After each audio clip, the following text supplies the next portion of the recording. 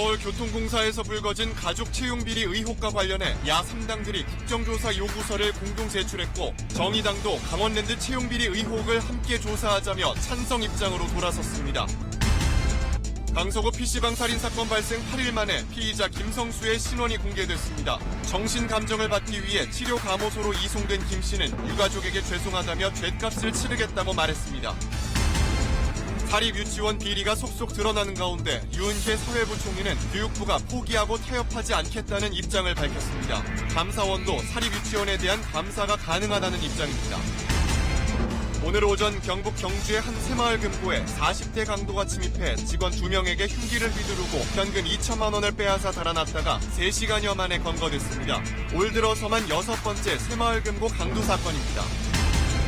한 중견 부동산 그룹 대표가 직원들에게 의자를 집어던지는 등 폭행, 폭언을 일삼았다는 폭로가 나왔습니다. 직원들에게 상여금을 지급했다가 다시 돌려받는 수법으로 수십억 원을 횡령했다는 의혹도 제기됐습니다.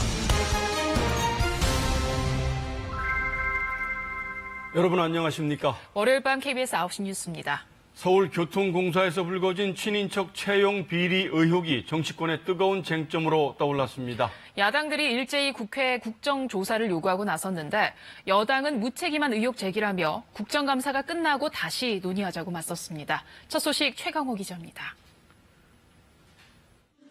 반환점을 돈 국회 국정감사. 채용비리 의혹이 뜨거운 감자로 떠올랐습니다.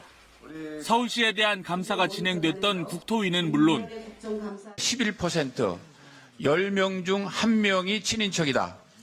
우리 이 시장님께서는 정상적인 공기업의 채용 형태라고 보십니까? 감사원 국정감사에서도 이 문제가 지적됐습니다. 만약 감사원이 재구시를 했다면 이런 국민적 분노가 있을 수 있을까? 야3당은 국정조사 요구서를 공동으로 제출하며 여당에 대한 압박 강도를 높였습니다. 국민들의 알 권리를 제대로 보장하는 그런 차원에서도 국정조사는 별도로 이루어져야 한다 이렇게 생각합니다. 정의당도 찬성 입장으로 돌아섰습니다. 그러면서 한국당 의원들이 연루된 강원랜드 채용비리 의혹도 함께 조사하자고 제안했습니다.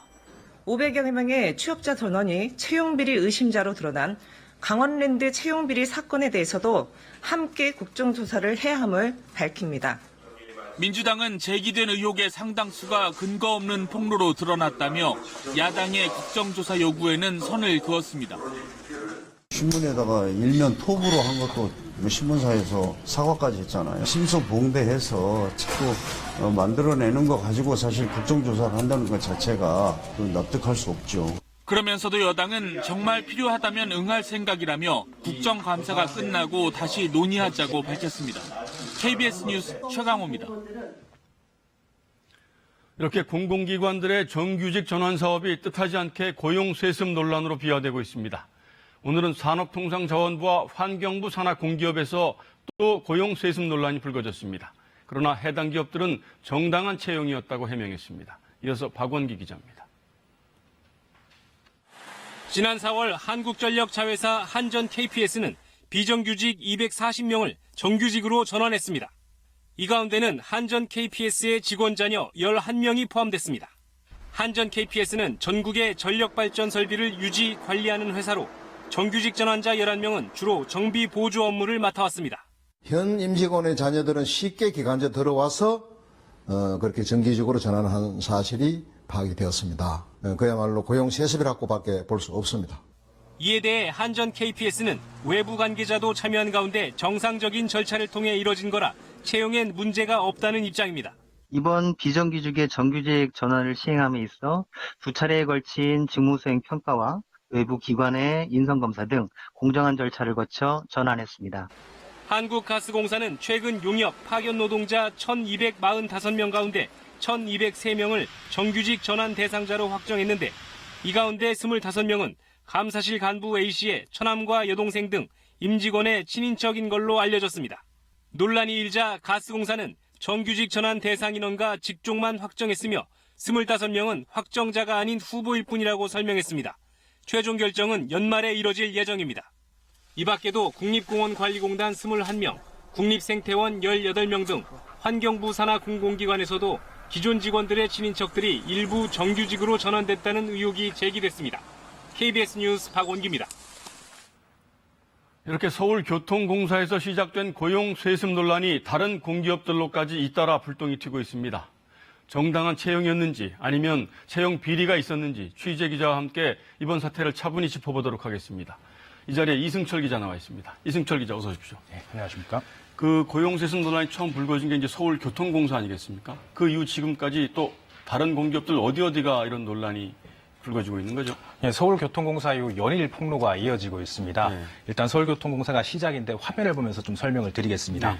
일단 의혹이 제기된 숫자가 인천공항공사 14명에서 29명, 교통공사가 108명이고요.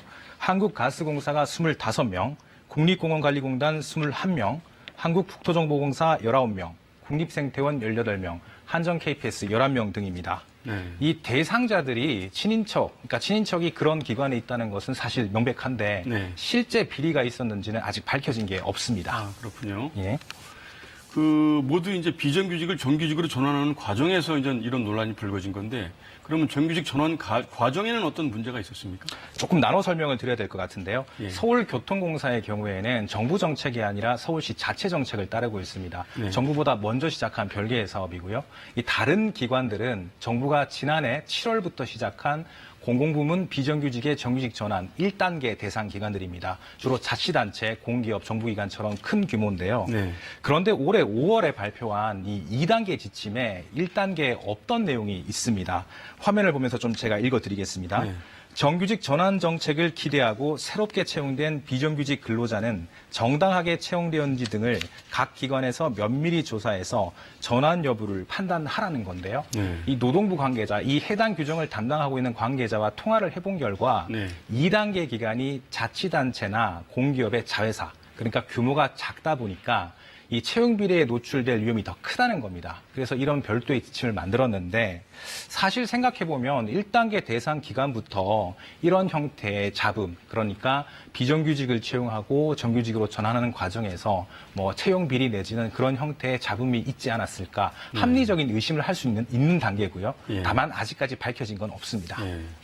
정규직 전환 과정이 아직 드러난 문제점은 현재까지 이제 없는 상황이다 이런 말씀이신데 그러면 이 이제 비정규직을 정규직으로 전환하는 사업의 취지는 사실 고용 안정성을 높이고 굉장히 취지가 좋은 사업임에도 불구하고 이런 논란이 불거짐으로 인해서 사업 전반에 대한 인식이 굉장히 부정적으로 바뀐 것 같습니다. 어떻습니까? 그런 만큼 이 제도, 이 정책의 근본적인 취지를 좀 살펴봐야 될 것 같은데요. 네. 이 사실 우리나라의 많은 비정규직 노동자들이 이 정규직과 같은 수준의 업무 또는 더 위험한 업무를 하면서도 낮은 임금에 고용 불안에 시달리고 있습니다. 네. 이런 건 문제가 있다, 이런 건 바꿔야 된다는 사회적 합의가 있었기 때문에 이번에 정부가 공공부문 비정규직의 정규직 전환 정책을 추진하고 있는 거거든요. 네, 그렇죠. 사실 그런 성과로 지난달 말 기준으로 지금까지 공공부문의 기간제 노동자 그리고 파견 용역업체 노동자 15만 6천 명이 전환 결정이 됐습니다. 네. 그리고 실제로 그 가운데 10만 명 정도는 정규직 전환이 완료가 됐고요. 그런데 처음부터 사실 반발이 많았습니다. 그러니까 기존 정규직 입장에서는 비정규직이 새롭게 정규직이 되면 임금 인상률이 저하된다든지 아니면 승진할 때 경쟁자가 늘어나서 부담이 된다든지 그러니까 이런 부담이 있고요. 그다음에 취업준비생과 같은 일종의 구직자 입장에서는 정규직 전환이 늘어나는 만큼 신규 채용이 줄 수 있지 않습니까? 네. 그러니까 이러다 보니 공채라는 정당한 절차를 거치지 않고 자신들의 자리를 뺏어간다. 이렇게 비판하고 있었던 겁니다. 네. 그런데 이런 상황에서 이런 비리 의혹이 터지니까 마치 이제 기름에 불을 부은 셈이 된 거죠. 그렇군요. 그렇지만 이 본질적으로 정규직이 그동안 혜택을 보고 있지 않았나를 좀 생각해 봐야 되거든요. 비정규직들이 낮은 임금에 고용 불안에 시달리면서 어렵고 힘든 업무를 해왔기 때문에 네. 정규직들이 반사적 이익을 본 건 아닌가 좀 다시 생각해 봐야 될 것 같습니다. 어쨌든 이렇게 사업 취지가 훌륭함에도 불구하고 이렇게 이제 비리 논란이 계속 확대되고 있단 말이죠. 그렇다면 이제 차제 이번 사업을 중단을 해야 되는 겁니까? 아니면 뭐 어떻게 해야 됩니까? 우리가 공채 과정에서 채용 비리가 있었다고 공채제도 자체를 폐지하지는 않지 않습니까? 네. 정규직 전환에서도 문제가 있다면 그 문제를 고치고 새롭게 나가면 되는 것이지 이 근본적으로 좋은 취지를 갖고 있는 정책을 폄하할 필요는 없다고 봅니다. 네. 다만 이제 지금 사회적 신뢰가 낮아진 상태이기 때문에 이걸 높이려면 엄격한 절차를 거쳐서 사실관계가 무엇인지 진상을 밝혀야 되고요. 네. 뭐 그게 국정조사가 됐든 감사원 감사가 됐든 그런 절차가 필요할 것 같은데 네. 이와 관련해서 정부가 일단 실태조사에 나서겠다 검토하고 있는 상황입니다. 네. 예. 그리고 근본적으로 정규직 전환 제도 자체의 문제점은 없는지, 예. 채용 비리에 구조적으로 취약한 부분은 없는지, 그동안 진행되어 온 과정에서 다른 문제점은 없는지 정부가 스스로 돌아보고 개선 방안을 내놓는다면 이 사회적 신뢰도 높아질 것 같습니다. 네. 기회는 공정하고 절차는 투명하게 바뀌어야 된다 이런 말씀이시네요. 네. 이승철 기자 오늘 설명 잘 들었습니다. 네, 다음 소식입니다. 서울 강서구의 한 PC방에서 일어난 살인사건 피의자 신상이 오늘 공개됐습니다. 죗값을 치르겠다고 말했지만 그가 정신감정을 받기 위해서 공주 치료감호소로 이송되자 심신미약을 이유로 형량을 줄여서는 안 된다며 엄벌에 처해달라는 국민 청원이 쏟아지고 있습니다. 김민철 기자입니다. 이름 김성수, 나이는 29살. 이번 사건 피의자의 신원이 공개됐습니다. 사건 발생 8일 만입니다. 김 씨는 카메라를 피하진 않았지만 기자들 질문엔 아무 답을 하지 않았습니다. 범행 왜 저질렀습니까? 왜 그렇게까지 잔혹하게 하셨나요? 하지만 동생에 대한 질문이 나오자 입을 열었습니다. 네? 동생은 공범이 아니라고요? 자신의 범행이 우울증 때문인지는 모르겠고 진단서는 가족이 제출한 거라고 말했습니다. 우울증 진단서는 왜 내셨어요? 제가 낸 거 아니에요. 누가 내셨습니까? 유가족에게 죄송하다는 뜻도 밝혔습니다.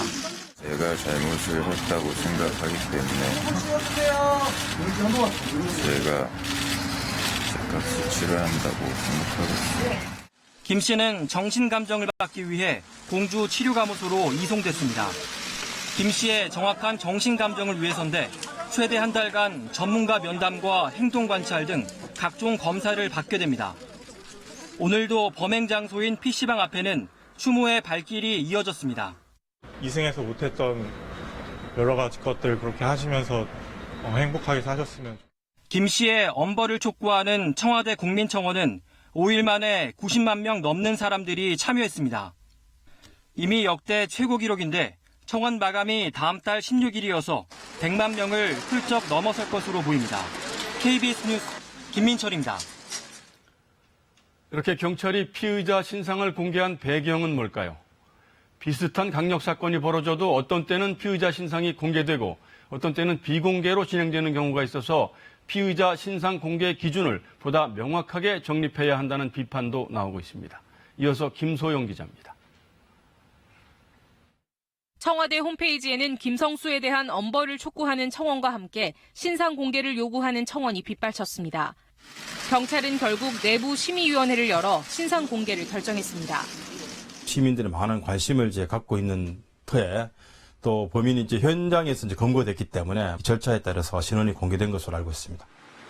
경찰이 흉악범 신상을 공개한 건 2010년부터입니다. 강호순, 김길태 사건을 계기로 국민의 알 권리에 대한 요구가 높아지자 신상 공개가 가능하도록 법이 개정된 겁니다. 범죄의 잔인성과 충분한 증거, 공공의 이익 등과 함께 피의자가 청소년인지, 2차 피해 우려가 있는지 등이 기준입니다. 이에 따라 오원춘, 김수철, 이영학 등 18명의 신상이 공개됐습니다. 반면 강남역 살인사건이나 사패산 살인사건 피의자는 비공개 결정이 내려졌습니다. 정신병력과 강력 전과가 없다는 이유 등이었습니다. 공개 결정의 이유를 보다 구체적으로 밝히도록 하고 피의자나 변호인이 법원에 이의 신청을 하는 절차도 마련되어야 할 것입니다. 들쭉날쭉한 신상 공개 기준뿐 아니라 과도한 신상 털기 등도 경찰에겐 부담이 됩니다. 안 해도 부담이고 해도 부담입니다. 솔직히 안 해도 왜 범인을 감싸주고 있느냐라고 비난이 좀 많잖아요. 인터넷에서는 오늘 김성수 신상 공개 직후 가족 신상과 주소 등을 알려달라는 글이 쏟아졌습니다. KBS 뉴스 김소영입니다. 이번 사건 피의자 김성수의 잔혹한 범행 수법이 알려지면서 그를 엄벌에 처해달라는 청와대 국민청원이 100만 명 가까이나 됩니다. 이렇게 관심들이 높다 보니 온라인과 SNS상에는 그를 둘러싼 온갖 소문들이 난무하고 있습니다. 시중에 떠도는 소문들의 실체를 최은진 기자가 하나하나 팩트체크 형식으로 짚어봤습니다. 피의자가 조선족이라더라. 잘못된 정보입니다. 게임 아이디가 모두 한자다. 가족이 최근 국적을 취득했다. 그럴듯한 말까지 퍼졌습니다. 하지만 김성수는 29살 한국 국적이고 가족 역시 마찬가지입니다. 동생이 피해자 팔을 잡고 있는 사이 형이 해쳤다는 건데 CCTV 영상 중 일부가 공개되면서 퍼진 얘기입니다. 논란이 커지자 경찰이 CCTV 원본 영상을 기자들에게 공개했습니다. 영상에서 동생이 피해자 팔을 잡긴 합니다. 동생은 싸움을 말리려고 잡았다는 거고 이때 형 손에 흉기는 없었다는 게 경찰 설명입니다. 조금 뒤 영상에서 김성수가 흉기를 휘두르는데 이번엔 동생이 형 팔을 잡습니다. 경찰은 일단 공범이 아니라고 밝혔는데 보다 정확한 감식을 할 예정입니다. 경찰 첫 출동 지령은 코드 2, 긴급하지 않은 출동입니다. 실랑이가 벌어졌다고 신고됐기 때문입니다. 경찰은 이를 말리고 일단 철수합니다. 그런데 7분 뒤 형이 흉기를 들고 돌아왔습니다. 숨지기 전 피해자는 이런 메시지를 사장에게 남겼습니다. 김성수가 돌아와 죽여버리겠다고 협박했던 겁니다. 출동 경찰은 그런 말을 들은 적이 없다고 합니다. 경찰 첫 출동 때 김성수의 상태가 어땠는지는 앞으로 수사 과정에서 밝혀져야 합니다.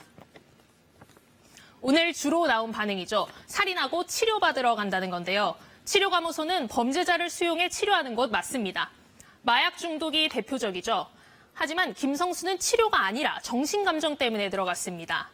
이른바 감정유치인데 공주감호소에 31명이 대기 중입니다. 최대 한 달 검사를 하는데 거짓말인지 확실하게 가리기 위해서입니다. 정확한 범행 동기를 찾으려면 꼭 해야 하는 일입니다. 우리 형법은 심신미약일 경우 감형한다고 돼 있습니다. 김성수는 우울증을 앓았는데 조두순 사건이나 강남역 살인 사건 범인처럼 감형되는 것 아니냐는 우려입니다. 그런데 감형이 그리 쉽게 이뤄지진 않습니다. 최근에 피고인이 심신장애를 주장한 사건을 보면 대략 5명 중 1명꼴로 인정됐습니다. 이번 사건의 경우 범죄가 자욱한 점이나 별다른 이유가 없다는 점 등으로 오히려 형량이 가중될 수도 있습니다. KBS 뉴스 최은진입니다. 다음 소식입니다. 문재인 대통령이 유럽 순방 중 여러 차례 대북 제재 완화 문제를 제기하면서 한미 공조가 흔들리는 것 아니냐는 우려가 나왔죠. 이에 대해 청와대는 미국과의 신뢰에 바탕을 둔 것이고 우리가 먼저 제재 완화를 이야기하는 게 미국을 도와주는 것이라는 견해를 밝혔습니다. 보도에 유호윤 기자입니다. 문재인 대통령은 유럽과 아시아 각국 정상들에게 북한 비핵화 촉진 카드로 제재 완화를 여러 차례 강조했습니다. 비핵화 조치가 아주 올바른 선택을 한 것이라는 믿음을 국제사회가 주어가면서 북한이 빠르게 비핵화를 할 수 있도록 이끌어내야 한다고 생각합니다. 신고 사찰 검증 폐기라는 기존 접근 대신 폐기 절차를 입구 삼아 제재 완화가 병행되면 추가 비핵화에 속도가 날 것이라는 구상을 공식화한 겁니다.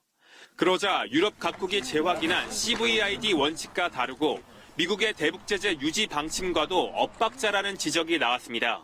청와대는 이에 대해 문 대통령 구상이 한미 간 신뢰를 기반으로 하고 있으며 오히려 미국을 도와주는 일이라고 반박했습니다. 제2차 북미 정상회담을 앞두고 비핵화 견인 방안을 공론화해 미국 측 협상 여지를 넓힐 수 있다는 뜻으로 풀이됩니다. 특히 트럼프 대통령이나 공식 라인에서 비판이 나오지 않는 것 같다는 기자들의 질문에 대해 비판하기 어려울 것이라고 답해 제재 완화와 관련해 사전 조율이 있었음을 내비쳤습니다. 현재 상황을 종합적으로 꿰뚫고 있는 문 대통령이 확신과 자신감을 갖고 낙관적인 태도를 유지하고 있다는 내부 분위기도 전했습니다. 아직 비핵화와 상응 조치를 둘러싼 북미 간 탐색전이 진행 중인 상황에서 문 대통령의 구상이 양측의 신뢰를 구축하는 해법이 될지는 미지수라는 관측입니다. KBS 뉴스 유호윤입니다. 비리 살인 유치원으로 인한 파문이 계속되고 있는 가운데 정부가 강경한 입장을 고수하고 있습니다. 유은혜 사회부 총리는 비리와 타협하지 않을 것이라며 학부모들을 안심시켰고 감사원도 직권으로 살인 유치원에 대한 감사가 가능하다고 밝혔습니다. 문화부 김수영 기자입니다. 유은혜 사회부 총리를 만난 학부모들은 국공립 유치원을 늘려달라고 주문했습니다. 유치원마다 원비 차이가 큰 만큼 상한선 마련도 건의했습니다. 유 부총리는 교육부가 포기하고 타협하면 우리 아이들의 미래가 없다면서 상시 감시 체계를 마련하는 등 강경 대응하겠다는 뜻을 거듭 밝혔습니다. 국공립 유치원을 확대하고 유아교육에 대한 국가의 책임을 높이는 것이 필요하다고 생각합니다. 그런 방안들을 포함해서 이번 주 안에 그 종합적인 대책들을 발표할 예정입니다. 감사원 국정감사에서도 사립유치원에 대한 감사를 촉구하는 목소리가 쏟아졌습니다. 최재형 감사원장은 정부 지원금을 받는 범위 내에서 사립유치원도 감사 대상이 될 수 있다고 설명했습니다. 감사 청구 여부를 떠나서 감사원 자체가 자체적으로 감사를 할 수 있는 거 아닙니까? 저희들이 직권으로 충분히 감사할 수 있습니다. 감사에 적발된 일부 사립유치원은 유치원 건물에 학부모 출입까지 금지하겠다고 선언한 상황. 사립유치원 측은 교육청 감사의 기준 자체가 부적절하다는 입장을 굽히지 않고 있습니다. 정부 그 지원금을 갖고 이렇게 사적 용도로 이렇게 함부로 썼다라는 건 사실은 사실에 근거한 것이 아닙니다. 그럼 전혀 거짓말이라는 말씀이세요? 예, 그 부분에 대해서는 정부 보조금을 임의대로 막 썼다는 건 전혀 거짓말입니다. 유치원 연세 폐원의 우려가 잇따르자 교육부는 비리 유치원은 폐원 인가를 하지 않겠다는 방침을 정했다고 밝혔습니다. KBS 뉴스 김수연입니다. 잊을만 하면 터지는 기업 대표의 갑질 파문. 이번에는 한 중견 부동산 그룹입니다. 직원들에게 폭언과 폭행을 일삼는가 하면 상여금을 지급했다가 다시 돌려받는 수법으로 회사 돈을 횡령했다는 의혹도 제기됐습니다. 윤보미 기자가 단독 보도합니다. 서울 강남에 있는 부동산 시행사의 아침 회의 모습입니다. 100여 명 직원 앞에서 조회를 하던 대표이사 김모 씨가 갑자기 의자를 집어듭니다. 구석에 선 직원에겐 손을 휘두릅니다.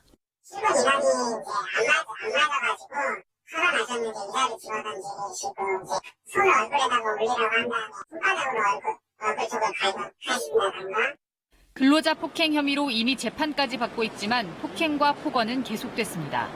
회사는 분해수단이 없습니다. 일반인도 감식단인데 참다 못해 녹음한 전화통화엔 욕설이 가득합니다. 그런 일이 그따구로 일어날 거야. 내가 분명히 내가 얘기했지 내가. 내 말이 네 말이 진짜. 이뿐만이 아닙니다. 상여금을 줬다가 다시 돌려받는 수법으로 회사 돈을 횡령했다는 의혹도 제기됐습니다. 실제 KBS가 직원 계좌의 입출금 내역을 확인해보니 회사가 입금한 8,500만 원이 1시간도 안 돼 다른 계좌로 이체된 내역이 고스란히 남아있습니다. 또 다른 직원도 회사가 입금한 8천만 원을 같은 계좌로 송금했습니다. 이 계좌는 대표 김 씨의 조카로 확인됐습니다. 직원들은 이렇게 상여금을 줬다가 다시 빼앗아간 돈만 지난 2년간 30억 원이라고 주장했습니다.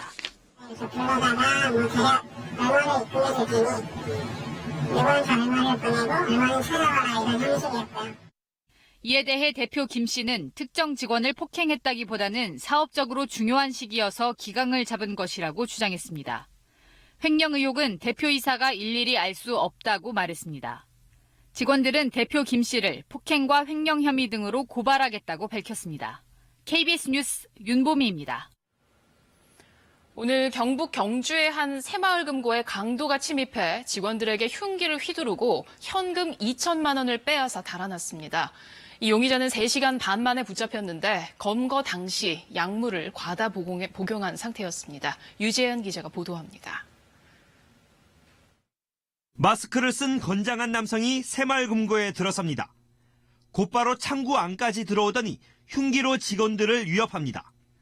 남성이 휘두른 흉기에 다친 직원들이 몸을 피하고 그 사이 현금을 챙겨 달아납니다. 오늘 오전 9시 20분쯤 경북 경주의 한 새마을 금고에서 불과 2분 만에 벌어진 일입니다. 목이 있어요. 고리를 싹딱 뛰어 들어왔는 게라. 그래 이렇게 안고 고리 마스크도 안 하고 아무것도 모자도 안 쓰고 그냥 이렇게 이거만 안고 우리 앞으로 지나가더라고. 사건 당시 남자 직원 2명과 여자 직원 1명이 근무하고 있었고 자체 경비 인력은 없었던 것으로 알려졌습니다. 흉기에 가슴과 팔 등을 다친 직원 2명은 다행히 생명에 지장이 없는 것으로 전해졌습니다. 강도 용의자 46살 김모 씨는 달아난 지 3시간 반 만에 자신의 집에서 경찰에 붙잡혔습니다. 검거 당시 김 씨는 수면제로 추정되는 약물을 과다 복용한 상태였습니다. CCTV 관계자간 직원하고 조개 용의 차량 번호를 알아낸 거죠. 지금 병원에 위서체 해갖고 지금 그 중환자실로 옮겨갖고 지금 회복 중에 있거든요. 아직도 조사를 안 했습니다. 경찰은 김 씨의 집에서 범행에 사용된 흉기와 현금 2천여만 원 전액을 회수했습니다. 또 김 씨를 상대로 범행 동기를 조사한 뒤 특수강도 혐의로 구속영장을 신청할 예정입니다. KBS 뉴스 유재현입니다. 새마을금고에서 강도 사건이 발생한 건 올 들어서만 벌써 6번째입니다. 이런 소규모 금융기관은 보안요원 고용이 의무사항이 아니다 보니 경비가 취약해 범죄의 표적이 되고 있습니다. 이어서 오하영 기자입니다. 모자와 마스크, 선글라스로 얼굴을 가린 남성이 창구로 다가갑니다. 흉기로 직원들을 위협한 뒤 현금 450만 원을 빼앗아 달아납니다. 앞서 7월에도 흉기를 든 남성이 새마을금고에 침입해 4천여만 원을 빼앗아 도주했다 사흘 만에 검거됐습니다. 두 곳 모두 보안요원은 없었습니다. 명절에도 경찰이 상주 전에는 근무하더라고. 명절에. 근무하더만은 요즘 뭐 그것도 없어요. 너무 다치는 건 신경 안 쓴다 이 말이지.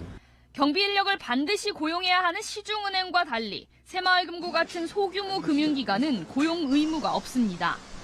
새마을금고 중앙회가 채용을 권장하고 있지만 예산 부족을 이유로 소극적입니다. 틈새를 고려해서 새마을금고가 들어가는데 현실적으로 그곳이 수익이 많이 창출되는 곳이 아니다 보니까 쉽지는 않은 부분이 있죠. 오늘 강도가 든 새마을금고에는 전화기를 내려놓으면 경찰에 자동 신고되는 한달음 서비스도 제공되지 않는 것으로 드러났습니다. 예전에 그것 때문에 설치를 갔는데 KT 전화가 아니면 우리 한달음 시스템이 설치가 안 된다 하더라고요. 올 들어 전국에서 일어난 새마을금고 강도 사건은 모두 6건. 소규모 금융기관에 대한 보안 대책이 시급합니다. KBS 뉴스 오하영입니다. 최근 음주운전에 대한 처벌을 강화해야 한다는 여론이 높은데요. 어제 광주에서 음주운전으로 면허가 취소된 30대 남성이 행인을 치고 도주한 사건이 있었습니다. 시민의 신고로 운전자는 붙잡혔지만 피해자는 목숨을 잃었습니다. 박영민 기자입니다. 승용차 조수석 앞 유리가 깨져 있습니다. 움푹 패인 채 곳곳에 금이 갔습니다.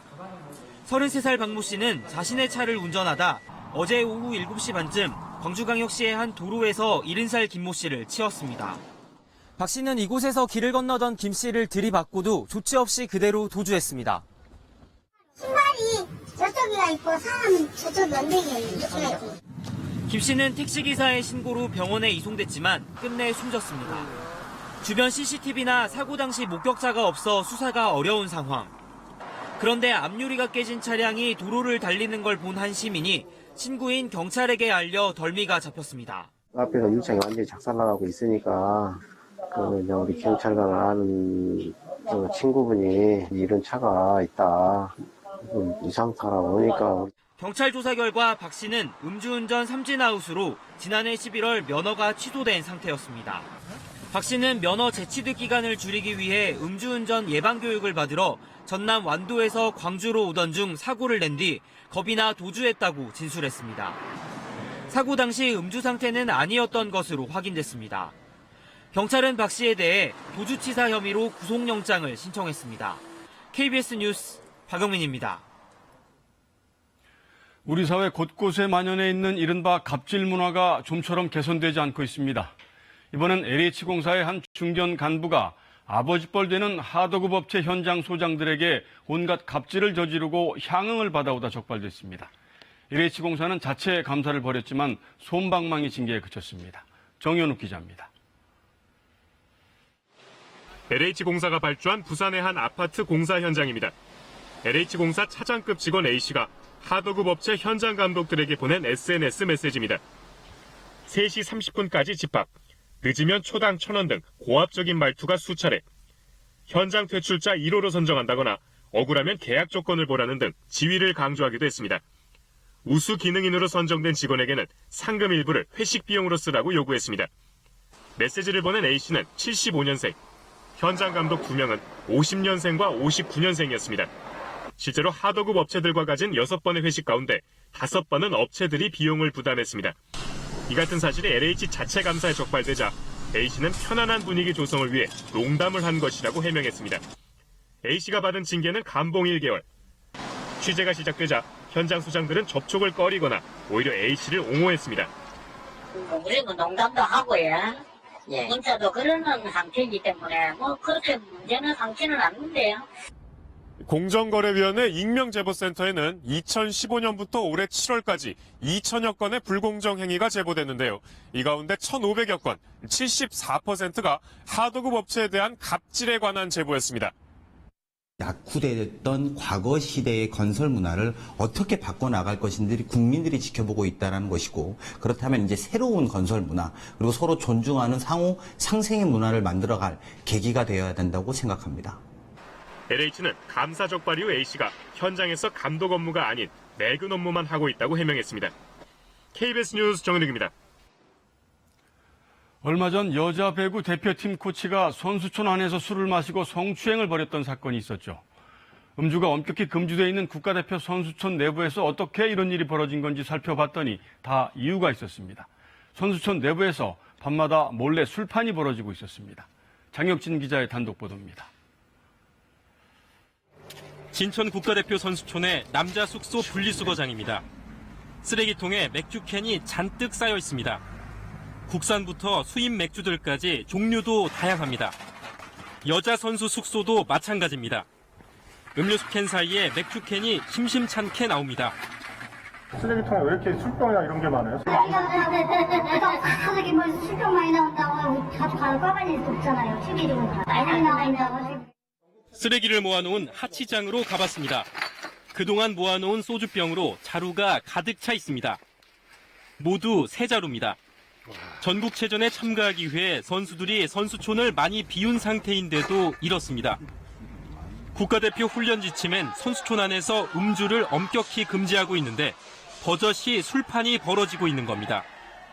이 선수들이 술 먹으면 안 되잖아요. 근데 술 사고 좋아하고 먹는 것이 무슨 게 안 하는 잘안 보이니까. 인근 술집에서도 선수촌 안으로 술 배달을 가는 일이 잦았다고 말합니다. 생맥주나 그런 거 소주 많이 부탁드려요. 여자 배구 대표팀 코치가 선수촌에서 술을 먹고 성추행한 사건이 일어난 지 겨우 한 달밖에 되지 않았습니다. 대한체육회는 취재가 시작되자 뒤늦게 대책 마련에 나섰습니다. 상당히 저희들이 미안하게 생각합니다. 아침에도 우리 교육을 했습니다. 지도 잡아놓고 수리장 이제 CCTV도 좀 설치하려고 합니다. 대한체육회는 선수들을 일일이 단속하기엔 한계가 있다고 해명했습니다. KBS 뉴스 장혁진입니다. 외국인 관광객들이 국내에서 물품을 구입하면 통상 출국하기 전에 부가세를 환급받게 되죠. 이때 환급 업무를 대행해주는 직원들이 있는데요. 이들이 세금 환급 업무를 도와주는 척하면서 1년 넘게 환급금을 가로채왔던 것으로 드러났습니다. 어떻게 된 일인지 안다영 기자가 취재했습니다. 인천공항에서 외국인 관광객의 세금 환급 업무를 맡고 있는 한 환급대행사는 지난 7월 정산 과정에서 환급액이 과다 청구된 사실을 알게 됩니다. 사건의 전말은 이렇습니다. 한 외국인 관광객이 10만 원짜리 물건을 샀는데 점원 실수로 100만 원을 카드 결제해 카드 승인을 취소했습니다. 그런데 잘못 결제된 이 100만 원짜리 영수증으로 누군가가 공항에서 세금 환급을 받아간 겁니다. 환급대행사 자체 조사 결과 소속 직원의 소행이었습니다. 무인 환급기 옆에서 환급 절차 중인 외국인 관광객을 돕는 척하며 여권 번호를 외운 뒤 이 관광객이 버리고 간 100만 원짜리 영수증으로 세금을 환급받은 겁니다. 여권이 없더라도 여권 번호만 알면 무인 환급기에 수기 입력이 가능한 시스템 허점을 노린 겁니다. 환급대행사 직원 4명이 이런 식으로 지난 1년여간 140차례에 걸쳐 부정 환급받은 세금은 4천여만 원. 사용된 영수증만 5, 6억 원어치에 달했습니다. 이들은 주로 체류기간 초과 등의 이유로 환급이 거절돼 버려진 영수증을 노렸습니다. 다시 환급 승인이 되도록 승인 권한이 있는 세관 직원 컴퓨터에서 조작하게 됐습니다. 오류도 떨어지고 그럴 경우 이제 또 환급 직원들이 와가지고 이제 안 돼 있다 확인할 좀 볼 수 있게 이건 저희가 확실히 잘못한 부분입니다. 이 때문에 경찰은 세관 직원들이 연루됐는지도 조사하고 있습니다. 관광객 편의를 위해서 만든 무인 세금 환급기가 관리 소홀로 인해서 세금 유출기가 되고 있는 상황입니다. 국세청과 관세청은 환급 행사 직원 개인의 일탈 행위라면서 관리 책임은 서로 떠넘기고 있습니다. KBS 뉴스 안다영입니다. 만성적인 군의관 부족 문제를 해결하기 위해서 국방부는 일반 장교 가운데 선발된 인원을 민간 의대에 위탁교육시켜서 의사 자격증을 따도록 하고 있습니다. 이렇게 해서 의사가 되면 10년간 군의관으로 의무 복무를 하도록 돼 있죠. 그런데 국비 지원을 받은 군의관들이 곧바로 전역을 해서 민간 병원에 취직하는 일이 종종 벌어지고 있습니다. 왜 그런 건지 정세배 기자가 전해드립니다. 2013년 이모 소위는 군 위탁생으로 선발돼 서울의 한 의대에 편입했습니다. 하지만 이 씨는 2016년 의사 자격증을 취득하자마자 전역을 신청했습니다. 고관절 수술을 받아 군복무가 어렵다는 이유를 댔는데 군 당국은 회의 한 번 열지 않고 공상으로 처리한 뒤 전역을 허가했습니다. 군 위탁생이 의대에 편입할 경우 전공의 수료 후 10년간 의무 복무해야 하지만 공상 처리될 경우에는 의무 복무가 모두 면제되는 제도의 허점이 드러난 겁니다. 이 씨는 급여와 학비 1억 7천여만 원을 반납하지 않고 전역 다음 날 바로 민간병원 의사로 취직했습니다. 또 다른 장기 군의관은 월급을 받으며 전공의 수련을 마친 뒤 우울증이 있다며 조기 전역해 정신과 전문의로 일하고 있습니다. 이런 사례는 지금까지 확인된 것만 8건에 이릅니다. 뿐만 아니라 현재 복무 중인 장기 의무관의 절반 이상은 진료가 아니라 행정 업무를 담당하고 있습니다. 진료 경험이 풍부한 군의관을 양성하겠다는 군 위탁교육의 취지가 무색해진 겁니다. 대부분이 환자를 보는 임상직이 아니라 행정 업무에 투입되면서 의사로서의 정체성을 잃고 있습니다.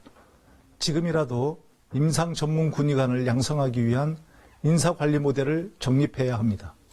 국방부는 이에 대해 앞으로는 장기복무 군의관의 전형 요건을 엄격히 하고 보직 기준도 마련하겠다고 밝혔습니다. KBS 뉴스 정세배입니다. 한국GM이 연구개발법인을 분리하는 문제를 놓고 최근 산업은행과 갈등을 빚고 있죠. 그런데 산업은행은 이미 지난 4월에 8천억 원 추가 지원을 결정할 당시부터 법인 분리 계획을 알고 있었던 것으로 드러났습니다. 그러면서도 그동안 이 문제를 너무 소극적으로 대응하는 바람에 갈등을 자초한 것 아니냐는 비판이 나오고 있습니다. 경제부 김수연 기자입니다. 산업은행은 지난주 한국GM의 법인 분리가 주주총회에서 통과되자 곧바로 법적 대응을 검토하겠다고 밝혔습니다. 하지만 산은은 GM의 이런 법인 분리 계획을 이미 알고 있었습니다. 지난 4월 한국GM의 경영 정상화 방안을 합의하기 직전 GM에서 알려왔다는 겁니다. 산은은 일단 반대 의사를 보였고 거부권을 행사할 수 있는 17개 항에는 이 안을 포함하지 않았습니다. 협상 마지막 날에 그것을 제기했는데 저희 협상의 주요 목적은 10년 동안 사실 10년 동안 저희가 좋습니다. 한국GM의 독자적 결정을 제어할 첫 번째 기회를 놓친 겁니다. 석 달 뒤인 7월 디자인센터 등을 별도 법인으로 분리하겠다고 공식 발표하지만 산은은 GM의 9차례의 자료를 요구하는 데만 그쳤습니다. 저희가 판단할 수 있는 계획을 제출해달라는 그 요구를 거부하고 일방적으로 진행했기 때문에 GM의 입만 바라보며 시간을 보낸 산은은 자료 부족을 이유로 아직까지 찬성 반대의 입장 결정도 하지 못하고 있습니다. 마지막 수단으로 내놓은 법적 대응도 쉽지는 않아 보입니다. 법인 분리안이 산은의 거부권 행사에 해당하지 않는다는 판단이 이미 법원에서도 내려졌습니다. 골치 아픈 문제죠. 이 사람들 입장에서는 나중에 악화되기 전에 할 걸 했어야 되는데 그런 노력을 전혀 안 한 거 아니냐.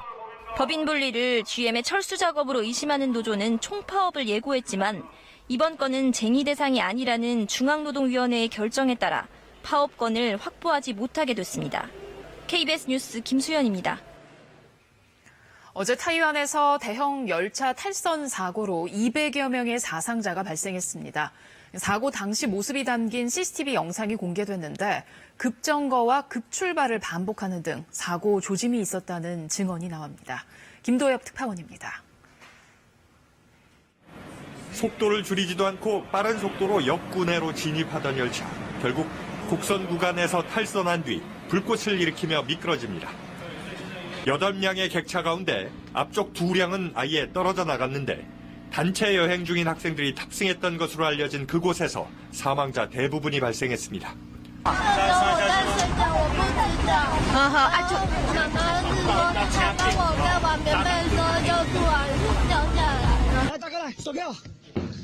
오후 5시쯤 발생한 사고 직후 타이완 정부는 구급대와 군부대를 투입해 매몰자 구조와 부상자 후송에 나섰으며 12시간이 지난 오늘 새벽 5시쯤 1차 구조 작업을 완료했습니다. 사고 원인은 아직 조사 중인데 일단 과속 등 기관사의 과실 또는 열차의 전기동력 계통의 문제로 압축되고 있습니다. 실제로 사고 직전 수차례 열차가 급감속과 급가속을 하는 등 조짐이 있었다는 증언이 이어졌습니다.